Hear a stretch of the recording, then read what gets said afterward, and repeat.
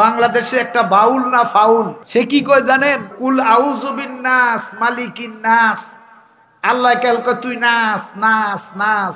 একবার কয় আগে তৈরি করছে কলম, আবার আরেক সময় আল্লাহ আরেকদিন কয় না কলম না রে, আল্লাহ প্রথমে তৈরি করছে নূর, কয়দিন পরে আবার আল্লাহ কয় তৈরি করছে কলম, আগে তৈরি করছে, আবার কয় ফানি তৈরি করছে, আবার কয় আগে তৈরি করছে আসমান।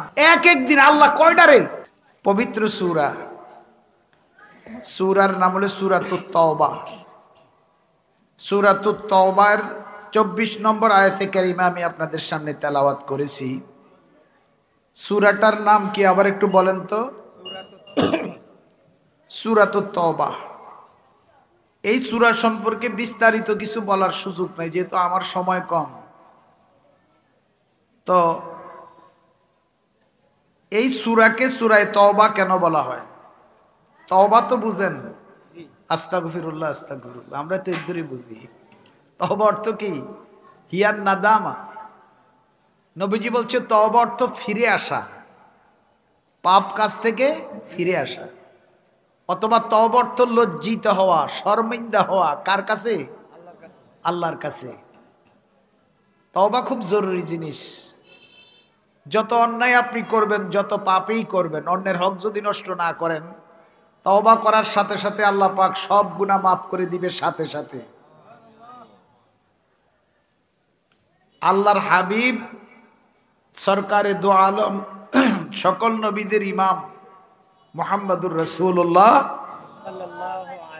নবীজি দৈনিক তওবা করতেন।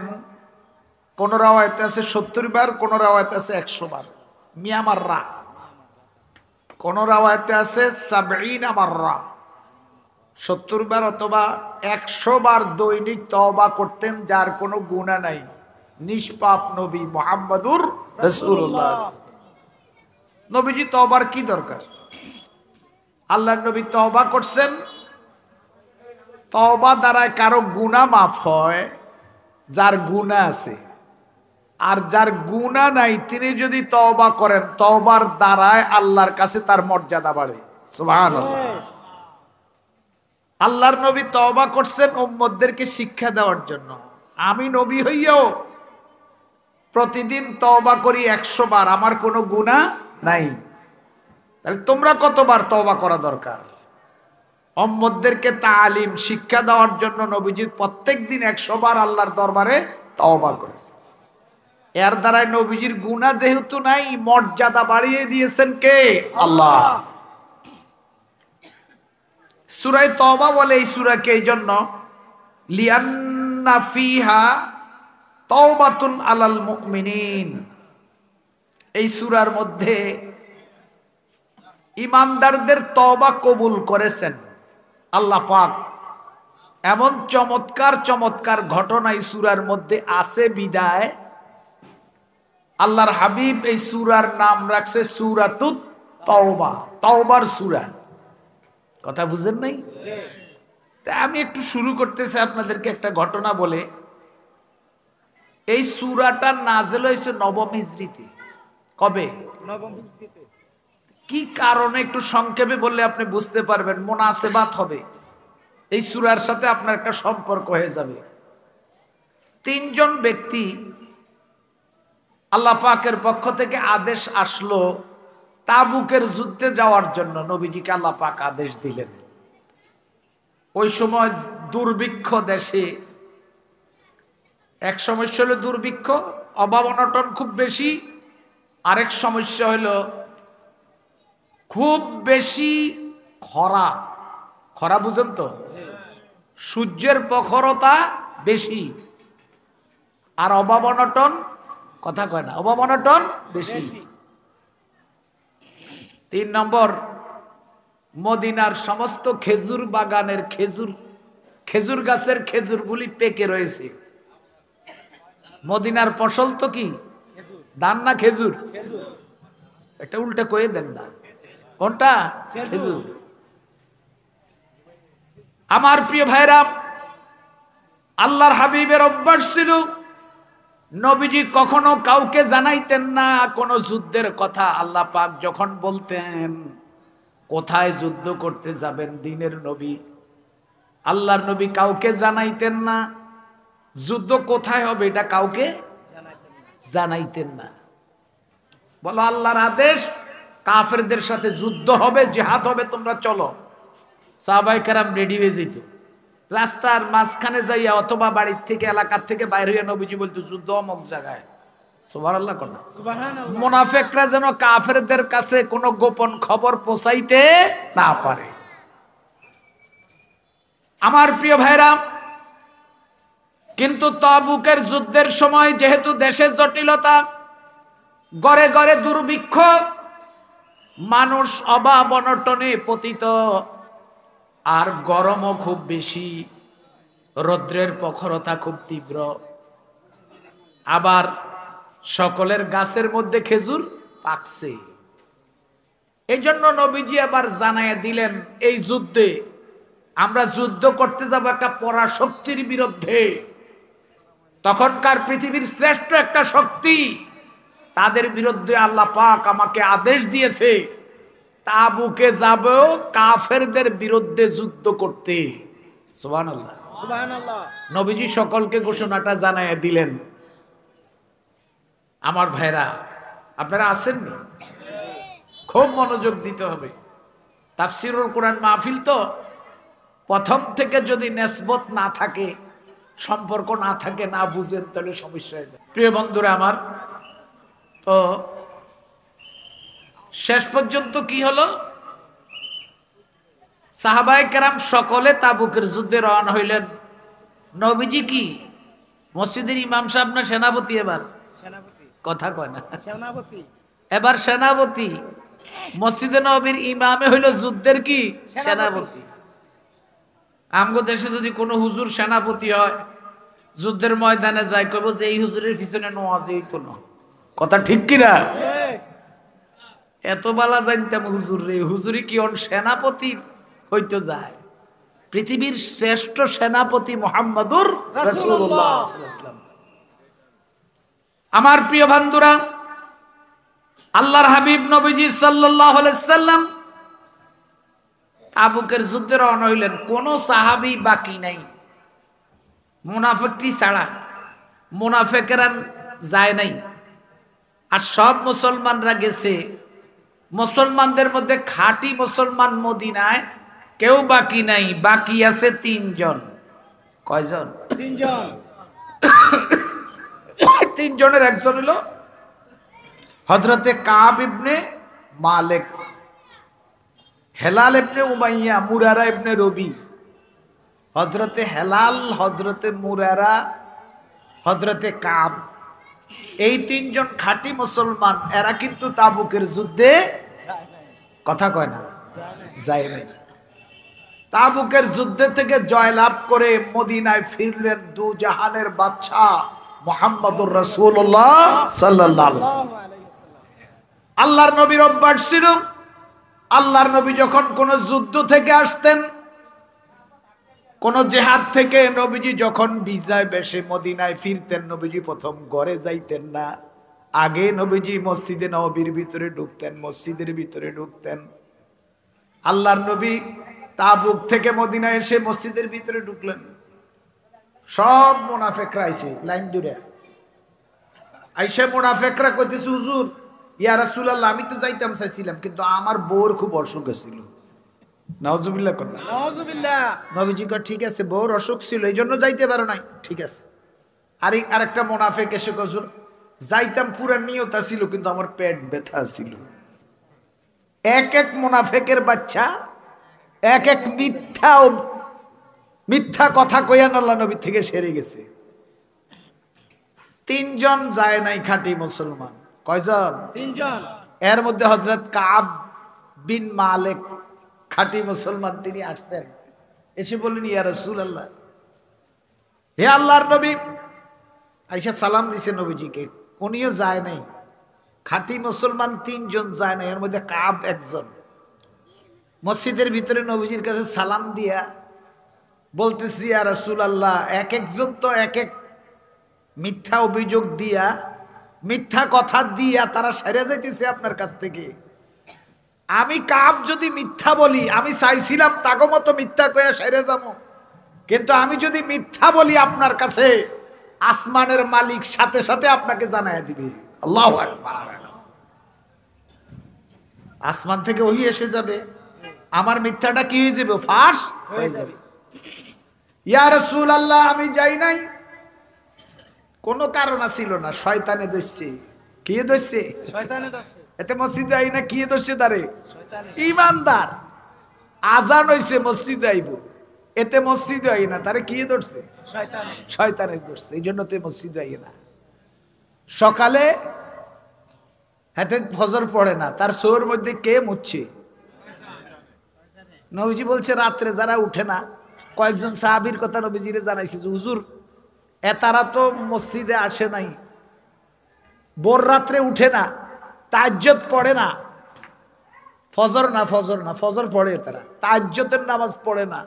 নবীজি বলেন কাব্বালা শয়তানু ফি উজনি, হে তারা কেমনে তাহাজ্জুদ পড়বো? তাগো কানের মধ্যে শয়তানে পেশাব করছে। কে বলছে? মুহাম্মাদুর রাসূলুল্লাহ। হযরতে কাব বিন মালিক বলেন ইয়া রাসূলুল্লাহ, আমি যুদ্ধে যাই নাই, কোনো বাস্তব কারণ ছিল না, আমার খেজুর গাছের খেজুরগুলি পেকে গেছে দুনিয়ার লোভে। আর হুজুর যেই রোজ পিপাসায় অস্থির হয়ে যাই, অভাব অনটন, এই জন্য আমি যাই নাই ইয়া রাসূলুল্লাহ। নবীজি কয় ঠিক আছে। আর দুইজন মুরারা হেলাল তারাও আসছে, রিদওয়ানুল্লাহি তাআলা আলাইহিম আজমাইন। সাহাবায়ে কেরামের নাম শুনলে কি পড়বেন? রাদিয়াল্লাহু তাআলা আনহু। উল্টা পাল্টা পড়বেন না। বউরে মা কইেন না, মারে বউ কইেন না। সাহাবায়ে কেরামের শানে, নবীর শানে কি বলবেন? সাল্লাল্লাহু আলাইহি ওয়াসাল্লাম। আর সাহাবায়ে কেরামের শানে রাদিয়াল্লাহু তাআলা আনহুম ওয়া রাদু আন। আর আউলিয়া কেরাম বুজুর্গানে দিন যারা এই দেশে ইসলাম আনছে, শাহজালাল ইয়ামনি রহমতুল্লাহ, কথা কয় না, হাজী শরীয়তুল্লাহ রহমতুল্লাহ আলাই, শাহ ফরান রহমতুল্লাহ আলাই, এগুলি খেয়াল রাখবেন। উল্টা ফাল্টা আমরা হুজুররাই কই, আপনারা বিভ্রান্ত হয়ে যান। আল্লাহ আমাদেরকে হেফাজত করুক, আমিন কর। আমিন। আর একটু জোরে কর না, আমিন। কিছু লোক আইতেছে আমগো আস্তে আস্তে আই, আমগো হুজুরে না কথা কইতেছে। মোল্লা নাজিম যে সময় আইবে এই সময় আইব, হুজুরেরও আসতো সব সময়। আজকে 30 বছরে শুনতে আছি। আপনারা যে কেউ কেউ আসছেন, ওনারা আসতে পারেন নাই, একটা দাওয়াতি কাজ করেন, ওনারা যেন একটু মনে করেন আরে আমরা ভুল করতেছি, যাওয়া দরকার তাড়াতাড়ি। একটা আওয়াজ দেন তো, নারায়ে তাকবীর, আল্লাহু আকবার। হে তারা আইব না যাইব? কবে কেউ নাই। আরে আওয়াজই বুঝিয়ে তারা আইব, হে তারা কবে কেউ নাই। আওয়াজটা মুসলমানের মতো দেন না। এক আল্লাহু আকবার কোয়ার কারণে তো শাহজালাল ইয়ামনি কইছে আরে গরু গোবিন্দের বিল্ডিংটা ফাইটটা টুকরে টুকরো হয়ে গেছে। কথা ঠিক কিনা? বাসেন আর মরেন, একটা দেন তো, আল্লাহর একটা আওয়াজ দেন তো, নারায়ে তাকবীর, আল্লাহু আকবার। দিন ইসলাম, দিন ইসলাম, জিন্দাবাদ, জিন্দাবাদ। কোরআন সুন্নাহর আলো, ঘরে ঘরে জালো, কোরআন সুন্নাহর আলো, ঘরে ঘরে জালো। দুনিয়ার মুসলিম এক হও, লড়াই করো। কি দুনিয়ার মুসলিম এক হলে অসুবিধা আছে? না, সুবিধা না। আমরা এক হইতে পারলে বেটা আওয়াজ দিলই বেরোম। 200 কোটি মুসলমান, আমগর গায়ের মধ্যে আর কেউ হাত দিতে পারতো না। ইসরায়েল না আজরাইল, এই গর্তের ভিতরে লুকাইব ইহুদির বাচ্চারা। কথা ঠিক কিনা? আমার প্রিয় ভাইরা, ওই দুইজন সাহাবীও আসলো। এই সূরাকে সূরা তওবা কেন বলে সেটাই আমি আপনাদের খেদমতে বলতেছি। হযরতে হেলাল এবং হযরতে মুরারা তারাও আসলো, এসে সত্য কথা বলল, হুজুর কোনো কারণ ছিল না, এমনি যাই নাই। নবীজি বললে 3 জন, এই মদিনার মানুষ, আমার সাহাবীরা, আমার প্রাণের উম্মতেরা, এই 4 জনের লগে বয়কট, বয়কট, সামাজিকভাবে তাদেরকে আমি নবী বয়কট করলাম। কেউ তাদের সাথে কোনো কথাবার্তা লেনদেন করবে না। আল্লাহু আকবার করবে। আল্লাহু আকবার। কোনো কারণ ছাড়া জিহাদের ময়দান থেকে অনুপস্থিত ছিল কেন? এই জন্য তাদের সাথে সামাজিকভাবে সম্পর্ক ছিন্ন করা হলো কয়জনের লগে? 3 জনের লগে। এইভাবে 30 দিন চললো।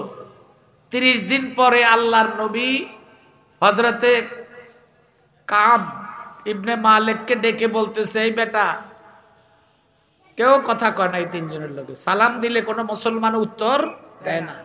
নবীজির হযরত কাব কয়, নবীজির দেখলে যদি আমি সালাম দিতাম, আল্লাহ আপনি মাথা নিচের দিকে ঠোঁট লড়াইতো শুধু। আল্লাহু আকবার কর না। আমি কাব যখন মসজিদে নববীতে নামাজ পড়তে যাইতাম, আল্লাহ নবী, আমি যতক্ষণ নামাজ পড়ি নবীজি আমার দিকে এমনি তাকায় থাকতো। আমার নামাজ যখন শেষ হইতো, আমি নবীজির চেহারার দিকে চাইতাম, নবীজি আরেক দিকে চেহারা ঘুরে লইতো। আল্লাহু আকবার কর না। আল্লাহু আকবার। 30 দিন পর্যন্ত এই 3 জনের সাথে মদিনার কোন মুসলমান কথা বলে নাই। আরে মুসলমানের বাচ্চা মুসলমান, আপনি যদি আপনার ছেলেকে বলেন নামাজ পড়লে, নামাজ না পড়লে তোর সাথে আমার সম্পর্ক নাই, আপনার যে বিবি পর্দা মানে না, আপনি যদি তাকে বলেন আমার ঘরে ভাত নাই পর্দা না মানলে, এরম যদি একটু বয়কট হয়, মসজিদে ইমাম যদি ধরে কে কে জামাতে আসছে, মসজিদের কেউ কে আসে নাই, হুজুর আপনি স্টেজে আসেন, মানো না? আরে আসেন আসেন আসেন, আপনি ইমাম, আমিও তো আপনার পিছনে নামাজ পড়ি, আসেন। আলহামদুলিল্লাহ বলেন। প্রিয় ভাইরা আমার, শেষ পর্যন্ত কি ঘটনা হলো? 40 দিন পর্যন্ত এই 3 জন সাহাবীর জীবনটা কি? আপনি হারি ছেলের যদি একজন মানুষ হন, কেউ যদি হারি ছেলের আপনার সাথে কথা না বলে, লেনদেন না করে, আপনি হাতের দিকে চাইলে হাতে মাথা অন্যদিকে ফিরে এলায়, কি ভালো লাগবো না খারাপ লাগবো? খারাপ লাগবে, খুব কষ্ট লাগবে। আমার ভাইরা, এইভাবে 30 দিন চলে গেল। আল্লাহর নবী হযরতে কাব বিন মালিককে ডাকলেন, ডেকে বললেন, কাব শোনো। কাব বিন মালিককে নবীজি ডেকে বললেন, 30 দিনের জন্য একটা হুলিয়া জারি করছি আমি নবী, কেউ তোমাদের সাথে সামাজিক কোনো সম্পর্ক রাখবে না। এখন 30 দিন পরে আরেকটা নতুন হুলিয়া, 10 দিন পর্যন্ত, আজ থেকে 30 দিন তো চলে গেছে, আজ থেকে 31 কথা বলি কেন, 31 দিন হইতে আরম্ভ করে এখন তোমরা তোমাদের বউয়ের কাছেও মিশতে পারবা না। আল্লাহু আকবার। আল্লাহু আকবার। কঠিন ব্যাপার। এতদিন তো 30 দিন তো সমাজ থেকে বয়কট করছে নবীজি তাগো 3 জন রে, কিন্তু কোনো মুনাফিক বয়কট নাই। এটা তো মুনাফিক, নবীজি জানে, আল্লাহ জানাই দিছে, এটি কাফেরের চেয়েও খারাপ। আল্লাহু আকবার করবা। আল্লাহু আকবার। আমার আপনজন তো আমার উম্মত, মানবিমান হইব তো উম্মতের সাথে। এরা অন্যায় করছে, এদেরকে সংশোধন আল্লাহ পাক যেদিন করবে সেদিন আমি ঘোষণা দিব। কথা ঠিক কিনা? নবীজি 30 দিন পর্যন্ত বয়কটের পর আর 10 দিন আল্লাহ নবী বললেন, তোমরা 3 জন বিবির সাথে মেলামেশা, দাম্পত্য জীবনের সম্পর্ক রাখতে পারবা না। হযরতে কাব বিন মালিক বাজ্জে কয়, আমার বউ তোমার বাপের বাড়ি যাও কি। আল্লাহু আকবার কর। আল্লাহু আকবার। হেলাল ইবনে উমাইয়া আর মুরারা ইবনে রবি নবীজির কাছে এক, হুজুর আমরা 2 জন তো একেবারে বৃদ্ধ, বউর লগে কোনো সম্পর্ক এখন কম, শুধু ভাত টাত রান্ধে আর আমরা খাই, হুজুর আমরা চোখেও কম দেখি, একেবারে বৃদ্ধ আমরা 2 জন। কাব ইবনে মালিক তো তার গাত শক্তি আছে, তো যুবক, আমনে কইছেন হেতে হেতার বউরে শ্বশুর বাড়িতে পাঠাই দিছে, আমরা যদি আমগো বউ 2 জনের বউকে পাঠাইয়া দেই, তাহলে হুজুর আমরা তো অন্ধ মানুষ, চোখেও দেখি না আর শারীরিক সুস্থ তো নাই, আমরা কেমনে বাঁচবো? নবীজি কয়, সাবধান, বউ রাখতে পারবা কিন্তু কাছে গেছো না। আল্লাহু আকবার। আল্লাহু আকবার। এইভাবে কয়দিন গেল? 40 দিন চলে গেল। আল্লাহর কোরআন দেখেন, 40 দিন পরে আসমান থেকে আল্লাহ রব্বুল আলামিন তারা এই 40 দিন পর্যন্ত শুধু বহুত কান্নাকাটি করেছে, আল্লাহর কাছে তওবা করেছে। আল্লাহ রব্বুল আলামিন তাদের তওবা কবুল করেছেন। আল্লাহ রব্বুল আলামিন বলেন, ওয়ালাস সালাসাতিল্লাযীনা খুল্লিফু হাত্তা ইযা দাকাত আলাইহিমুল আরদু বিমা রাহুবাত وضاقت عليهم أنفسهم وظنوا أن لا ملجأ من الله إلا إليه وعلى الثلاثة الذين ওই তিনজন এই তিনজন তাদের জন্য 40 দিন মদিনার জমিন তাদের জন্য কি হয়ে গেছে সংকুচিত হয়ে গেছে সংকীর্ণ হয়ে গেছে বড় কঠিন হয়ে গেছে মদিনার সমাজ তারা কিভাবে সমাজে বসবাস করছে সমাজের একটা ব্যক্তিও তাদের সাথে কোনো কথাবার্তা ছিল না আমার ভাইরা 40 দিন যাওয়ার পর আল্লাহ রাব্বুল আলামিনের পক্ষ থেকে আল্লাহ রাব্বুল আলামিন সুসংবাদ পাঠাইলেন হে আমার হাবিব তাবুকের যুদ্ধে আপনার সাথে যে তিনজন আপনার খাঁটি উম্মত যায় নাই আমি আল্লাহ তারা এই 40 দিন পর্যন্ত আমার দরবারে এত তওবা করেছে আমি আল্লাহ সন্তুষ্ট হইয়া তাদের এই গুনাহটা maaf করে দিয়েছি সুবহানাল্লাহ তাদের তওবা কবুল করছে কে আল্লাহ এই চমৎকার ঘটনাটা এই তিনজনের ঘটনাটা সূরা তওবার মধ্যে আছে বিদায় আল্লাহর হাবিব এই সূরার নাম রাখছে কি সূরাতুত তওবা আলহামদুলিল্লাহ কোন আলহামদুলিল্লাহ এই সূরা তওবার একটা আয়াত আমি আপনাদের সামনে পড়ব গভীর মনোযোগ দিয়ে শুনবেন আয়াতটা হলো 24 নম্বর আয়াত প্রথমে আমি এই আয়াতটি তেলাওয়াত করেছি আপনাদের সামনে এই সূরাটার প্রথম সূরা তওবার প্রথম 40 আয়াত নাযিল হইছে নবম হিজরিতে নবীজি মদিনায় আসছে 9 বছর হইছে কত বছর 9 বছর নবম বছর হিজরতের নবম বছর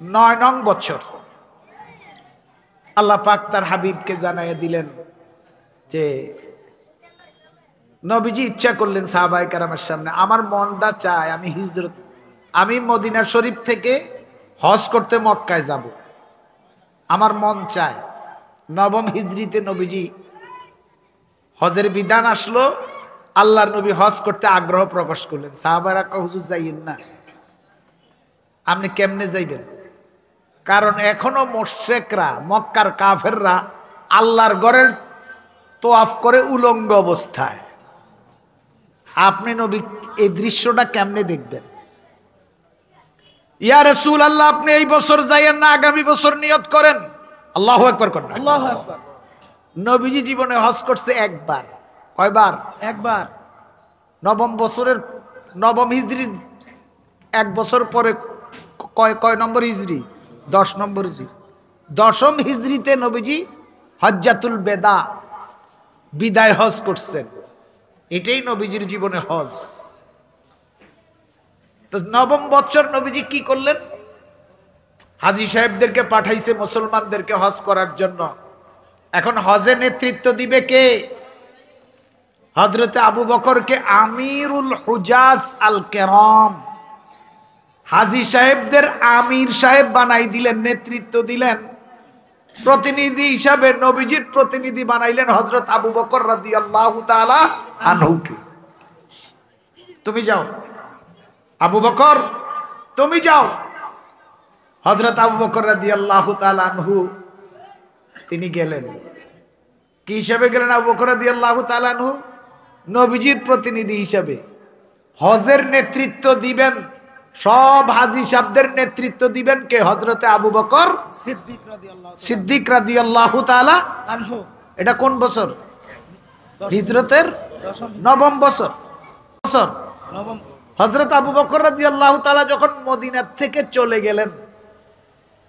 আপনারা আছেন তো নাকি চলে যাওয়ার পর হাজী সাহেবদেরকে নিয়ে চলে গেলেন মক্কার দিকে ঠিক এমন সময় আল্লাহ পাক এই পবিত্র সূরা তওবার প্রথম 40 আয়াত নাযিল করলেন সুবহানাল্লাহ সুবহানাল্লাহ এবার নবীজি হযরত আলীকে ডাকলেন নবীজির জামাতা আলী কাররামুল্লাহ ওয়াজহুকে ডাকলেন আলীকে বলেন আলী তুমিও যাও আবু বকর তো গেছে হাজী সাহেবদের নেতৃত্ব দিবে আর আলী তুমি যাও তুমি নেতা হিসেবে যাইবে না তুমি যাইবা মুআল্লিনু হাযিহিল আয়াতিল কারীমা তুমি যাইবা এই যে 40টা আয়াত সূরা তওবার প্রথম 40 আয়াত এটার ঘোষণা দিতে যাইবা। এই 40 আয়াতের মধ্যে এই কথা আছে যে এখন থেকে বারাতুম মিনাল্লাহি ওয়া রাসূলিহি, এখন থেকে কোন মুশরিকদের সাথে আল্লাহর নবীর সম্পর্ক নাই। অতীতের সম্পর্ক, সকল সম্পর্ক আল্লাহ এবং রাসূল কাফেরদের সাথে আজ থেকে সব সম্পর্ক ছিন্ন করেছেন। এই ঘোষণাই সূরার শুরুতেই আছে। সুবহানাল্লাহ, সুবহানাল্লাহ। আমার প্রিয় ভাইরা, হযরতে আলী গেলেন। হযরতে আলীকে নবীজি বললেন মিনা, মুজতালিফা, আরাফা, মক্কা, যেখানে হাজী সাহেবদেরকে দেখবা উঁচা জায়গার মধ্যে দাঁড়াইয়ে একটা বক্তব্য দিবা, অন্য কোনো বক্তব্য নাই। প্রথম 4টা কথা ঘোষণা করবা। কয়টা? 4টা। যারা সামনে দাঁড়িয়ে আছেন ওরা এক পাশে দাঁড়ান। 1 নম্বর ঘোষণা দিবা, আলী তুমি বলবা যে লা ইয়াতুফু বিল বাইতি উরিয়ানান, এই মক্কার কাফেরেরা, মুশরিকেরা এই বছরের পর থেকে আল্লাহর ঘরের তোয়াফ উলঙ্গ অবস্থায় করা যাবে না। 2 নম্বরের ঘোষণা, মান কানা বাইনাহু ওয়া বাইনান নবী সাল্লাল্লাহু আলাইহি সাল্লাম আহাদুন ফাহুয়া মানকুস, আল্লাহর নবীর সাথে মক্কার বিভিন্ন সমাজের গোত্রের যাদের সাথে নবীজির শান্তি চুক্তি আছে, আজ থেকে, আজকের দিন থেকে ওই সমস্ত চুক্তি নবীজির সাথে আল্লাহর নবী সব চুক্তি ভঙ্গ করেছেন। কাফেরদের সাথে আল্লাহর রাসূলের কোন চুক্তি এখন থেকে আর নাই। যাদের সাথে চুক্তি আছে তাদের সাথে চুক্তি ভঙ্গ করা হলো। আল্লাহু আকবার, আল্লাহু আকবার। আর যাদের সাথে চুক্তি নাই, যারা মুশরিক, কাফের, বেদিন, অমুসলিম, কিন্তু নবীজির সাথে অতীতের কোনো চুক্তি নাই, তারা 4 মাস পর্যন্ত চিন্তা ভাবনা করো। যদি এই 4 মাসের মধ্যে তোমরা চিন্তা ভাবনা করে ইসলাম গ্রহণ করো ভালো, আর যদি এই 4 মাস চিন্তা করে ইসলাম গ্রহণ না করো তাহলে মক্কার জমিনে কোনো কাফের থাকার অধিকার নাই। চুক্তি যাদের সাথে আছে আজকের থেকে নবীজির সাথে এই চুক্তি আর চলবে না। তাহলে কয়টা কথা বলে প্রথম ঘোষণা? 1 নম্বর হলো আগামী বছর থেকে কেউ উলঙ্গ হয়ে হজ করতে পারবা না। 2 নম্বর হলো আল্লাহর নবীর সাথে কোন চুক্তি আর তোমাদের নাই, চুক্তি চিহ্ন করা হলো। আমার প্রিয় ভাইরা, 3 নম্বর, হযরত আলী নবীজির পক্ষ হইয়া ঘোষণা করলেন লা ইয়াদখুলুল জান্নাতা ইল্লা নাফসুম মুমিনুন, জান্নাতে শুধু একদল মানুষ যাবে যারা ঈমানদার। সুবহানাল্লাহ করেন, সুবহানাল্লাহ। ঈমানদারেরা এটা হুন্য বুঝি। আমার ভাইরা, আমরা এই বালা মুসিবত আপনার কাছে রাখেন। এটা রাখছিলাম আমার উপকার করতো, এটি খুব উপকারী কিন্তু বড় বিপদ। কথা ঠিক কিনা? পকেটে 1 ঘন্টা না থাকলে অস্থির, খুব দরকার, আবার কাছে আনলে বড় ডিস্টার্বও করে। আপনারা আছেন না নাই? মনোযোগ আছে না নাই? প্রিয় ভাইরা আমার, খুব মনোযোগ দিয়ে শুনতে হবে। তাফসিরুল কোরআন মাহফিল তো, এই জন্য কোনো দিকে লড়ার সুযোগ নাই। চলছে গাড়ি যাত্রাবাড়ি, এটা যাত্রাবাড়ি যাইবে, মদিনার গাড়ি মদিনাতে যাইবে। কথা ঠিক কিনা? বিচ্ছিন্নভাবে কোনো কথা তাফসির মাহফিলে বলা যায় না। ওয়াজ মাহফিলে একবার যাকাত, আবার নামাজ, আবার হজ, আবার কবর, আবার আরশ। 1 ঘন্টার মধ্যে হুজুরে 10-12টা ওয়াজ করার সুযোগ আছে, কিন্তু তাফসিরে ধারাবাহিক আলোচনা করতে হয়। এই জন্য মনোযোগ প্রয়োজন কিনা? কথা বলেন আমার ভাইরা। 3 নম্বর ঘোষণা দিবা, হযরত আলী দিলেন জান্নাতে একমাত্র যাবে, জান্নাতে একমাত্র যাবে ঈমানদারেরা, ঈমানদার ছাড়া কেউ জান্নাতে যাবে না। 4 নম্বরে লা ইয়াস্তামিউল মুশরিকুনা ওয়াল মুসলিমুনা বাদা আম্মিহিম হাযা ফিল হজ, আগামী বছর থেকে হজের মৌসুমে মুশরিক আর মুসলমান এক জায়গায় একত্রিত হইতে পারবে না। মুসলমান আর মুশরিক এক জায়গায় একত্রিতভাবে হজ করতে পারবে না। এই যে 4টা কথা বললাম এটা তিরমিজি শরীফের মধ্যে আছে। আমার মূল বিষয়টা এবার বলতে চাই, আয়াতে চলে আসছি। এতক্ষণ আমার কথার উপরে, সূরার উপরে আমি আপনাদেরকে একটা সামারাইজ নয়, প্রাথমিক আলোচনা করলাম। এখন মাঝে দিয়ে কিছু কথা বলবো, পরে সামারাইজ পেশ করব, তারপরে প্রধান মেহমান শুরু করবে ইনশাআল্লাহ। নড়াচড়াও কম করবেন। সাহাবায়ে কেরাম নবীজির সামনে মিঠাইয়ের মাছির মতো। কোরআনের কথা আলোচনা হইতেছে, আমার নবীর কথা আলোচনা হইতেছে। নবীজি কইছে আরবিতে, আমিও আরবিতে কই, এটার অর্থ কইয়া দিতেছি। কথা ঠিক কিনা? কথা তো ওইগুলি। আমার প্রিয় বন্ধুরা, আগে কথাটা বুঝেন, আমরা আল্লাহ এবং আল্লাহর নবীকে কতটুকু মহব্বত করতে হবে, আল্লাহ আর আল্লাহর হাবিবকে কতটুকু অগ্রাধিকার দিতে হবে, আল্লাহ আর আল্লাহর নবীকে আমরা কতটুকু পাওয়ার দিতে হবে, এই কথাটা ভালো করে শোনেন। আমি যে আয়াতটি তেলাওয়াত করলাম, এই আয়াতের মধ্যে আল্লাহ পাক 8টি বিষয় আলোচনা করেছেন। কয়টা? 8টি। আরো জোরে কোন? 8টি। 8টি বিষয় আলোচনা করছে। 8টি বিষয় আলোচনা করার পরে 8টা বিষয় আমাদের সাথে জড়িত, বান্দাদের সাথে জড়িত।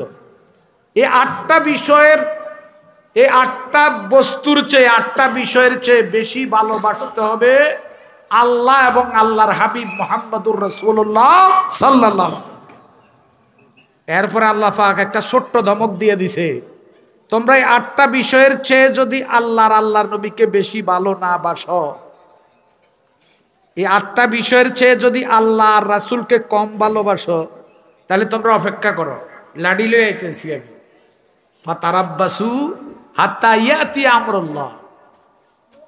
কিয়ামত পর্যন্ত, কিয়ামত আইতেছে, গজব আসতেছে, শাস্তির অপেক্ষা করো। এই 8টা বিষয়ের উপরে, এই 8টা বিষয়ের চেয়ে বেশি দাম দিতে হবে আল্লাহর নবীকে। কথা ঠিক কিনা? 8টা বিষয় আমি বলবো। এই 8টা বিষয়ের মধ্যে আমরা আটকে গেছি। আমি, আমার পরিবার, আপনি, আপনার পরিবার, আপনার সমাজ, মুসলমান নামদারি টুপিওয়ালা, আমরা 8টা বিষয়ের মধ্যে আটকে গেছি। আল্লাহ আর রাসূল দূরে, এই 8 জিনিস আমাদের খুব নিকটে।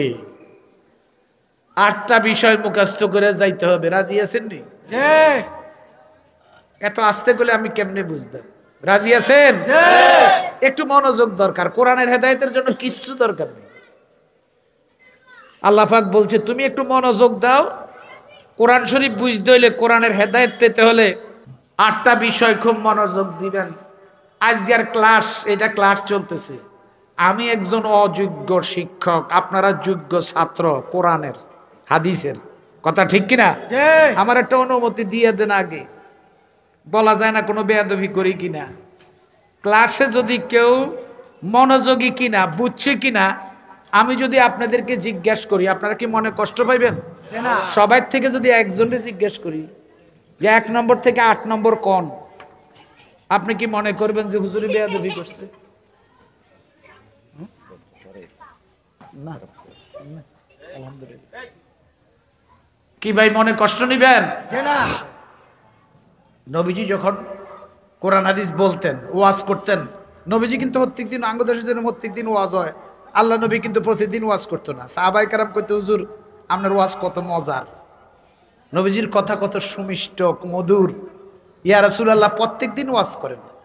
নবীজি কয় না, প্রত্যেকদিন ওয়াজ করলে তোমরা তিতা তিতা লাগবে, ইসলাম ভালো লাগতো না। শেষ পর্যন্ত তোমরা কি দিবা? বমি করে দিবে সব। প্রত্যেকদিন ওয়াজ করতাম না, আমি সপ্তাহে 1 দিন। কয়দিন? 1 দিন। বুখারী শরীফে আছে হাদিসটা। শুধু ইয়াউমুল জুমারাত, প্রত্যেক বৃহস্পতিবারে আমি নবী ওয়াজ করব। আল্লাহু আকবার করবেন। আল্লাহু আকবার। খুব মনোযোগ দেন, আপনার জীবনেই পরিবর্তন হয়ে যেতে পারবে। আমার কাছে, আপনার কাছে, উম্মতের কাছে, বান্দাদের কাছে সবচেয়ে প্রিয় জিনিস, এই বস্তু জগতের যত কিছু আছে সবার চেয়ে প্রিয় জিনিস আল্লাহর নবী। কথা ঠিক কিনা? আল্লাহর হাবিবের চেয়ে প্রিয় জিনিস আমাদের কাছে কিছু হইতে পারে না। নামাজের চেয়ে, রোজার চেয়ে, নবীজির উপরে দুরূদ শরীফের চেয়ে, আল্লাহর তাসবিহাতের প্রতি যাকাতের চেয়ে, যত ইবাদতগুলি আল্লাহর নবীর যতগুলি তরিকা, যত সুন্নত, যত পদ্ধতি, যত নিয়ম আমার নবীর আছে, সব সব জিনিসের চেয়ে এগুলি আমাদের কাছে প্রিয় হবে। কথা ঠিক কিনা? এই আয়াতের মধ্যে আপনি পাক্কা মুসলমান হইতে হইলে এই 8টা বিষয়ের চেয়ে বেশি অগ্রাধিকার দিতে হবে, বেশি মর্যাদা দিতে হবে দুই মহান সত্তাকে। একজন হলো যিনি আসমান ও জমিনের খালেক ও মালিক, আরেকজন হলো সৃষ্টি সবার সভাপতি, মানব জাতির মূল মুহাম্মদুর রাসূলুল্লাহ সাল্লাল্লাহু আলাইহি ওয়াসাল্লাম। এই দুইজনকে এবং এই দুইজনের বিধান হুকুম, এই দুইজনের আদর্শ আমরা সবচেয়ে অগ্রাধিকার দিব। রাজি আছি? মূল কথা হয়ে গেছে। এখন 8টা বিষয় কি? এই 8টা বিষয়ের উপরে, 8টা বিষয়ের চেয়ে বেশি আল্লাহ রাসূলকে যে দাম দিব, হুজুরি 8টা জিনিস আমাকে আসেনি দেই না, আমরা শুরু করেন। শুরু করব তো নাকি? আবার একটু আওয়াজ দেন, নারায়ে তাকবীর, আল্লাহু আকবার। যত লোক আইছেন এই হিসেবে যদি আওয়াজ দিতেন তাহলে বাজারের বাইরে কইতো না দোকান বন্ধ কর, আল্লাহ যা করে তাফসীরের উসিলায় আল্লাহ দোয়ানের মধ্যে ব্যবসা দিব। আপনারা অবাক হইবেন, হাসিমপুর এই যে মাদ্রাসা, এই মাদ্রাসায় আপনারা দিনের বেলা আইসেন, ক্লাসে ক্লাসে ঢুকবেন, শুধু মাদ্রাসার প্রধানকে বলবেন যে আমি ক্লাসে ক্লাসে ঢুকতে চাই, আমি অন্তত 20 জন ছাত্র আপনার সামনে এখন উপস্থিত করতে পারবো। তারা 20 জন আরবিতে বক্তব্য দিতে পারে, প্রত্যেকটা ছেলে মেয়ে আরবিতে বক্তব্য দিতে পারে, ইংরেজিতে বক্তব্য দিতে পারে। আলহামদুলিল্লাহ কোন আলহামদুলিল্লাহ। আমি কারো বিরুদ্ধে কইতেছি না। অনার্স পাস করছে ঢাকা ইউনিভার্সিটি থেকে, তারে যদি আপনি মাইকের সামনে আইনা কন যে তুই একটু ইংরেজিতে বক্তব্য দে, এতে কবি ইন্না লিল্লাহি ওয়া ইন্না ইলাইহি রাজিউন। কথা ঠিক কিনা? আর এই ছোট্ট ছোট্ট খোকারা, অনেক ছেলের মাসে প্রায় 3য় শ্রেণীতে যারা বুঝায়, আমার যদি কোন 40টা হাদিস মুখস্থ কর, আমি কইলাম ভাই বিপদে উঠছি, ওয়াজ আর করতাম না। আর আপনার এই মাদ্রাসায় পড়ে ক্বালা রাসূলুল্লাহ সাল্লাল্লাহু আলাইহি ওয়াসাল্লাম, নবীজি বলছে, এইভাবে নবীজির 40টা হাদিস অনেক ছাত্রের মুখস্থ। আলহামদুলিল্লাহ কোন আলহামদুলিল্লাহ।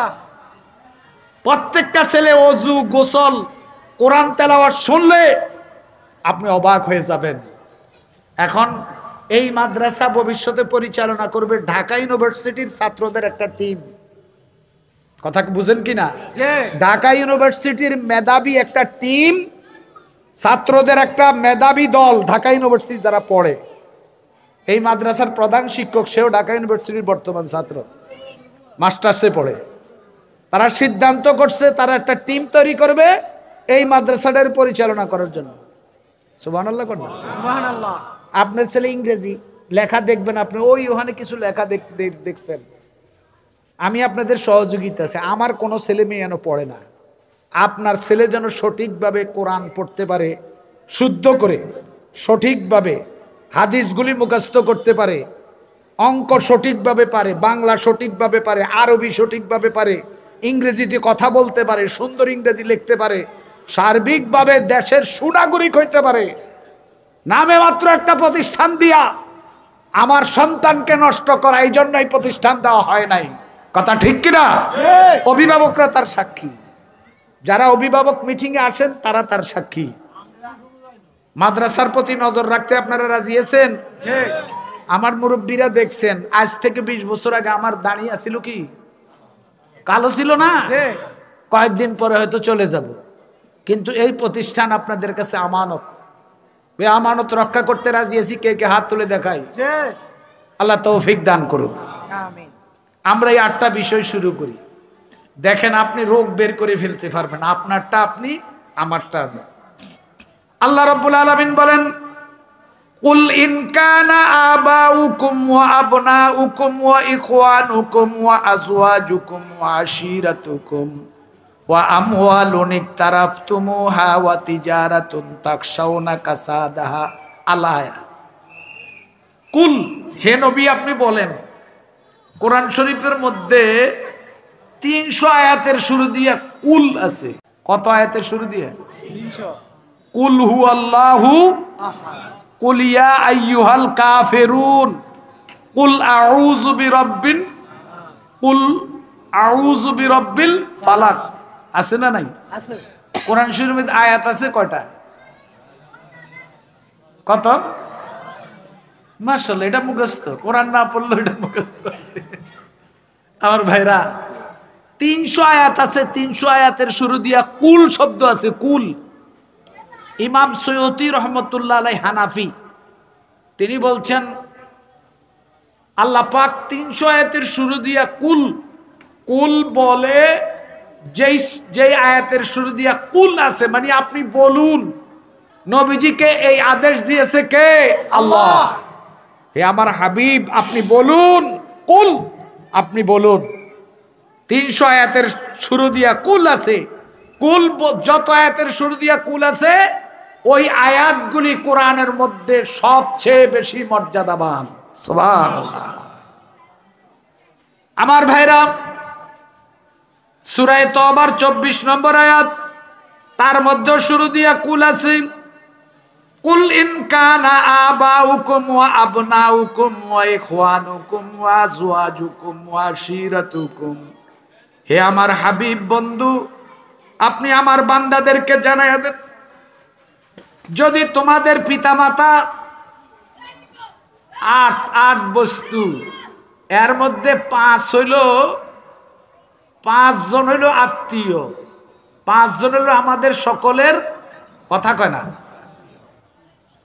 8টা তো 8টা বিষয়, এর মধ্যে 5টা হইল কি আমাদের আত্মীয়, কথা কয় না, কি আত্মীয়। আর 3টা হইল আমাদের কাছে খুব প্রিয় বস্তু, একদম মিঠা মিঠা লাগে, 3টা, শেষ 3টা। আর আগের 5টা হইল আমগো আত্মীয় স্বজন। বুঝেই না মনে হয়? মোট কয়টা? 8টা।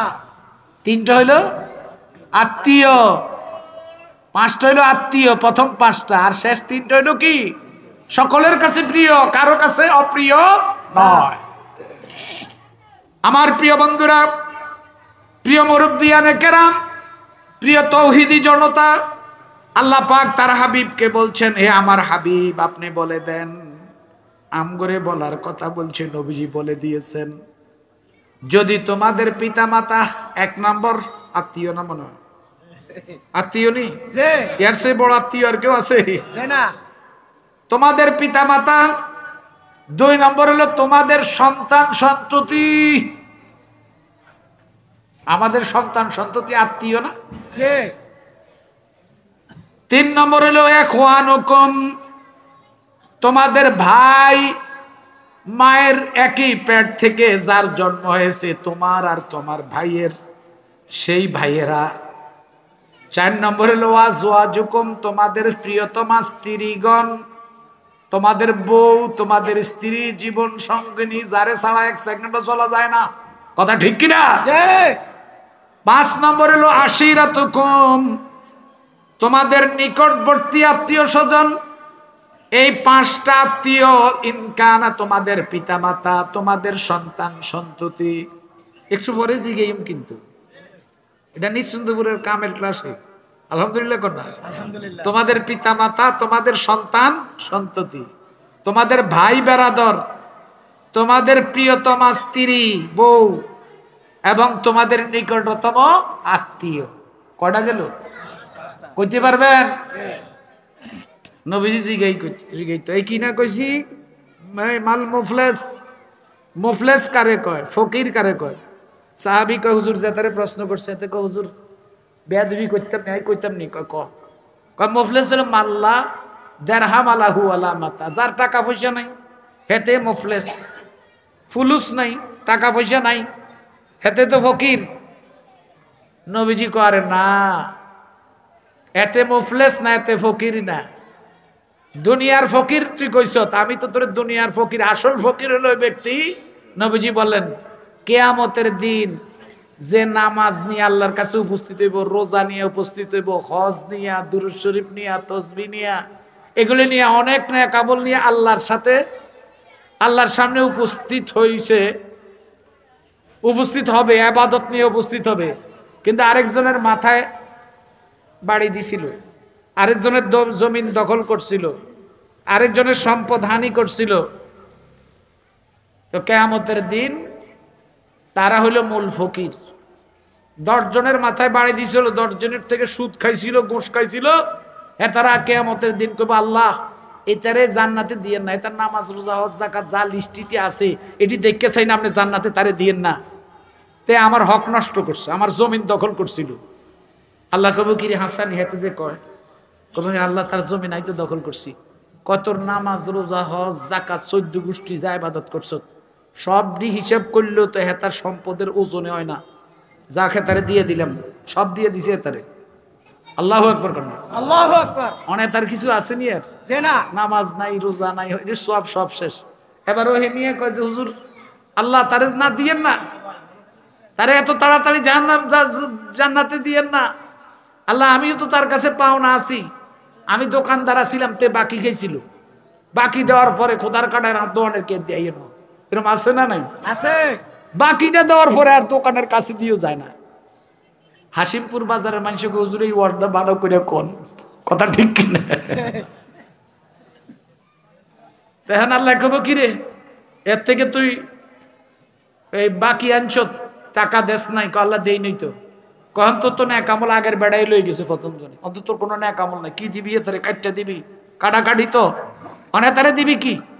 ঠিক আছে এতারে তো দিতে পারতি না, হেতার যা গুণা আছে সব তোর আমল নামার দিয়ে দিলাম। নাউজুবিল্লাহ কইতেন না, নাউজুবিল্লাহ। এরকম 10 জন আছে। কয়জন আছে? 10 জন। কথার কথায় আমার প্রিয় ভাইরা, 6 নম্বর হলো আমওয়ালুন ইকতারাফতুমুহা, তোমরা দুনিয়াতে যেই সম্পদ নিয়ে প্রতিযোগিতা করো ওই দুনিয়ার সম্পদ। 6 নম্বর ওয়াতিজারাতুন তাকশাউনা কাসাদাহা, তোমাদের ওই ব্যবসা বাণিজ্য, যারা ব্যবসা বাণিজ্য করেন, যেই ব্যবসা বাণিজ্যের লোকসানকে তুমি ভয় করো, ওয়া মাসাকিনু তারদাউনাহা, এবং তোমার ওই ঘর বাড়ি বিল্ডিং যেগুলি তোমার কাছে খুব প্রিয়। 1 নম্বর হলো, 1 নম্বর কি? পিতা মাতা। 2 নম্বর হলো সন্তান সন্ততি। 3 নম্বর হলো স্ত্রী। 4 নম্বর হলো ভাই ভাই। 5 নম্বর হলো নিকটতম আত্মীয়। এরপরে আপনার সম্পদ, যে সম্পদ আপনার আছে। তারপরে 7 নম্বর হলো ব্যবসা। আপনি সব সময় ভয় করেন না জানি আমার ব্যবসাটা লস লাগে, এরকম ব্যবসা, এত ঝুঁক ব্যবসার প্রতি আপনার। 8 নম্বর হইলো আপনার বিল্ডিং, ঘর বাড়ি, যেটার আপনি খুব সুন্দর করে রাখেন। আল্লাহ রাব্বুল আলামিন বলেন এই 8টি বিষয় ব্যাখ্যা একটু পরে শুনবেন। এই 8টি বিষয় যার কাছে আহাব্বা ইলাইকুম মিনাল্লাহি ওয়া রাসূলিহি ওয়া জিহাদিন ফি সাবিলিহি, যার কাছে এই 8টি বিষয় আল্লাহ আর রাসূলের চেয়ে বেশি প্রিয় হবে, আল্লাহ রাসূলের চেয়ে বেশি প্রিয় এই 8টা বিষয় যার কাছে হবে, সন্তান প্রিয়, মা বাপ প্রিয় আল্লাহ রাসূলের চেয়ে, স্ত্রী প্রিয়, আত্মীয় প্রিয়, ভাই প্রিয়, বাড়িঘর প্রিয়, ব্যবসা বাণিজ্য প্রিয়, সম্পদ প্রিয়, আল্লাহ রাসূলের চেয়ে এই 8টার মর্যাদা যারা বেশি দিবে, আল্লাহ বলেন তারা ফাতারাব্বাসু হাত্তা ইয়াতি আমরুল্লাহ, তোমরা আল্লাহর আযাব আসা পর্যন্ত অপেক্ষা করো, আল্লাহর আযাব তোমাদের উপরে আসবেই। আল্লাহু আকবার করবা। আল্লাহু আকবার। কয়টা বিষয়? 8টি। 1 নম্বর কি কইছিলাম? কথা কয় না আমার ভাইরা। প্রথম হলো পিতামাতা। পিতামাতার চেয়ে বেশি মহব্বত করতে হবে আল্লাহর রাসূলকে। কথা ঠিক কিনা? পিতামাতার যে হক আছে আপনি হক তো আদায় করবেন, করা জরুরি। আল্লাহ পাক পিতামাতার হক সম্পর্কে কোরআন হাদিসে বহুত বলছে। আপনার পিতামাতা যদি, আপনার মা বা বাবা যদি কাফের হয়, মুশরিকের হয়, তার খেদমত করা লাগবে না? শুধু মুসলমান পিতামাতা না, অমুসলমান পিতামাতা হইল হযরত আসমা রাদিয়াল্লাহু তাআলা আনহুর মা। হযরত আসমা মুসলমান, মা কি কাফের। হযরতে আসমা রাদিয়াল্লাহু তাআলা আনহা তার মা তার কাছে আসছে, আইসেই ঘরের দরজার মধ্যে দাঁড়াইয়া বলতেছে, আসমা, আসমা গো। মেয়ে বাড়িছে, কয় মা আমি আইছি, আমার খাবার নাই পেটে। কয় মা তুমি তো মুসলমান না। আমি তোমার মেয়ে আসমা মুসলমান, কিন্তু তুমি আমার মা তো মুসলমান নয়। হে মা, আমি তোমাকে কোনো সাহায্য করতে পারবো না, আমার ঘরে ঢুকতে তোমাকে দিতে পারবো না। মাগো তুমি আমার ঘরের সামনে অপেক্ষা করো, আমি একটু আল্লাহর নবীর কাছে যাই, আল্লাহর নবীর কাছে জিজ্ঞাসা করি, নবীজি অনুমতি থাকলে, আল্লাহর নবী অনুমতি দিলে আমি তোমাকে যা প্রয়োজন তার সব দিয়ে দিব। সুবহানাল্লাহ। হযরতে আসমা নবীজির কাছে গেলেন, যাই বলেন ইয়া রাসূল, বুখারীর হাদিস, ইমাম বুখারী হাদিসটা উল্লেখ করছে, যাই বলছে হুজুর ইয়া রাসূলুল্লাহ, আমার মা আমার কাছে আসছে, জাআত উম্মি, আমার মা আমার বাড়িতে আসছে, আমার ঘরের সামনে বসা আছে এখন, ওয়াহিয়া মুশরিকা। হে আল্লাহর নবী, আমার মা হলো একজন মুশরিক, দেবতার পূজা করে, মূর্তি পূজক মা। আমি তো মুসলমান, আমার মা আসছে, এসে আমার ঘরের সামনে আমার কাছে সাহায্য চাইতেছে। ইয়া রাসূলুল্লাহ, আমি মায়ের খেদমত করতে পারবো কিনা, মাকে কোনো সাহায্য করতে পারবো কিনা? নবীজি বললেন সলিহা, সলিহা, হে আসমা দৌড়াও, তোমার মায়ের উপযুক্ত খেদমত, মা অমুসলিম ঠিক, তারপরও মায়ের উপযুক্ত খেদমত সন্তান হিসেবে তোমার করতেই হবে। আল্লাহু আকবার, আল্লাহু আকবার। ইসলাম কেমন আদর্শ, তুমি মায়ের খেদমত করো। হযরতে সাদ বিন আবি ওয়াক্কাস রাদিয়াল্লাহু তাআলা ইসলাম গ্রহণ করছে। নবীজির কাছে যায় যারা, তারা ইসলাম গ্রহণ করে। সুবহানাল্লাহ। সুবহানাল্লাহ। সাদ বিন আবি ওয়াক্কাস একদিন গেছে, যায় দেখে যে নবীজির চেহারা দেখে, নুরানি চেহারা দেখেই মানুষ দলে দলে ইসলাম গ্রহণ করে। হযরত সাদ বিন আবি ওয়াক্কাস তিনিও ইসলাম গ্রহণ করছেন। সুবহানাল্লাহ। সুবহানাল্লাহ। নেক সন্তানের কাজ হইল ভালো খবর, কোন সুসংবাদ যদি হয় আগে জানায় মায়েরে, কথা ঠিক কিনা? জি। হযরত সাদ বিন আবি ওয়াক্কাস একটা দৌড় দিছে বাইর দিকে, ইসলাম গ্রহণ করছে। বাড়িতে দৌড়াইয়া মারে যায় বলতেছে, মা, ও মা, আমি ইসলাম গ্রহণ করছি। মা কই, তুই কস কি? তুই ইসলাম গ্রহণ করছ, খাইছ লাত লাত, উজ্জা উজ্জা, রাম রাম রাম, তুই খাইছ, আমার ধর্ম শেষ করছ। হে সাদ, আমি তোর মা, আমার অনুমতি ছাড়া তুই মুহাম্মদুর রাসূলের কাছে গেলি কেন? কেন তুই ইসলাম গ্রহণ করলি? আমি আমার দেবতার কসম করি বলি, লা আশরিবু ওয়ালা আতামু, আমি আমার দেবতার কসম করি, আমি মা বলতেছি, তুই যদি ইসলাম না ছাড়স, মুহাম্মদুর রাসূলুল্লাহকে না ছাড়স, আমি খাওয়া দাওয়া বন্ধ করে দিলাম। যেদিন তুই মুহাম্মদুর রাসূলুল্লাহকে বর্জন করবি, তালাক দিবি, সেদিন থেকে আমি খানা শুরু করব। এর আগে আমি সামান্য একটু পানিও মুখ দিব না। নাউজুবিল্লাহ, নাউজুবিল্লাহ। হযরত সাদ বলতেছে, মা এটা কও কি? ইসলাম গ্রহণ করছি, খারাপ কি করছি? কয়, বেটা আমি তোরে যা বলতেছি তুই তা শোন, তা শোন, আমি যা বলতেছি তা শোন। তুই ইসলাম ছাড়, নতুবা আমি তোর মা, জন্ম দিছি আমি না খাইয়া মারা যাব। 3 দিন পর্যন্ত মা বয়কট, খাবার খায় না। হযরত সাদ 3 দিন পর্যন্ত মারে বুঝে, মা ফাগলামি করো না মা, আমি ইসলাম গ্রহণ করছি, শান্তির ধর্ম গ্রহণ করছি, আল্লাহর নবীর হাতেই হাত রাখছি। সুবহানাল্লাহ। সুবহানাল্লাহ। মা খারাপ কিছু তো করি না গো মা, মা তুমি খানা বাদ দিছো কেন? মা 1 দিন 2 দিন 3 দিন চলে গেছে, কিছুই খায় না। হযরত সাদ বিন আবি ওয়াক্কাস দেখলো যে যতই কই মা তো বড় শক্ত হইতে আছে, বলতেছে, মা শোনো, আমার চূড়ান্ত খবর শোনো, তুমি তো বয়কট করছো, খানা দানা খাইতে না, আমি ইসলাম না ছাড়লে তুমি খানা খাইতে না। মা তুমি আমার কথাটা শোনো, আমার শেষ ঘোষণা। হে মা শোনো, আল্লাহ ইয়া উম্মা তাআলামিনা ওয়াল্লাহি লাকানাত লাকে মিয়াতু নাফসিন ফাখরাজাত নাফসান নাফসান মা তারাকতু দীনি লিশাইইন ইনশিতে কুলি ওয়া ইনশিতে লা তাকুলি ফাআকালাত। মা আমার শোনো, হযরত সাদ মাকে বলতেছে আল্লাহর কসম করি বলি মা, আল্লাহ তো তোমাকে একটা মাত্র জীবন দিয়েছে, তোমার প্রাণ একটা, তোমার জীবন মাত্র একটা। মা তোমার একটা জীবন নয়, আল্লাহ যদি তোমার 100টা জীবন দেয়, একটা জীবন শেষ হয়ে যায় আরেকটা জীবন তারপরে আবার শেষ হয়, এইভাবে 100টা জীবন একটার পর আরেকটা মরে যায়। তোমারে যদি আল্লাহ পাক একটা জীবন দিছে, একটা জীবন না দিয়া যদি আল্লাহ তোমার 100টা জীবনও দেয়, 100টা জীবন যদি তোমার শেষ হয়ে যায়, আল্লাহর কসম তারপরেও মা আমি ইসলাম ছাড়বো না। আল্লাহু আকবার, আল্লাহু আকবার, আল্লাহু আকবার। ঘরে ঘরে জালো, ঘরে ঘরে জালো, এক হও লড়াই করো। আল্লাহু আকবার। সবাই বলি আলহামদুলিল্লাহ। আলহামদুলিল্লাহ।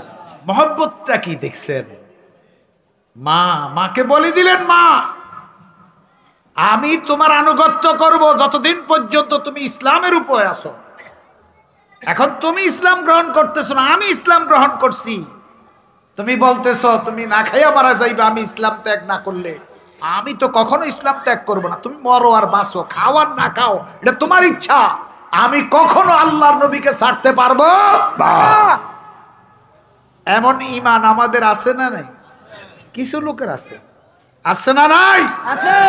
কেউ যদি আল্লাহর নবীকে গালি দেয়, নামাজে ত্রুটি আছে ওই মুসলমানের, বাঙালি মুসলমানের, ইবাদতে ত্রুটি আছে, কিন্তু আল্লাহর নবীকে গালি দিলে ওই মুসলমান জীবন দিতে রাজি। কথা ঠিক কিনা? ইসলামকে গালি দিলে, কোরআনকে গালি দিলে। বাংলাদেশে একটা বাউল না ফাউল, আবুল সরকার নাম, নাম কি? আবুল সরকার। সে কি কয় জানেন?